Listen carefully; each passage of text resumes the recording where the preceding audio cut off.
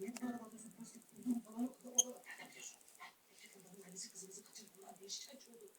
Eşkalinizi verdiler belki. Hayatım, ya yapma Allah aşkına ya. Bu durumun altında şikayetçi olmadığı sürece polis ne yapabilir ki?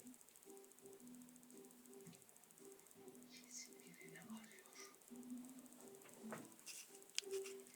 Buraya doğru geliyor bu. Buraya geliyor. Hemen teslim olun dedim. Hemen teslim olun.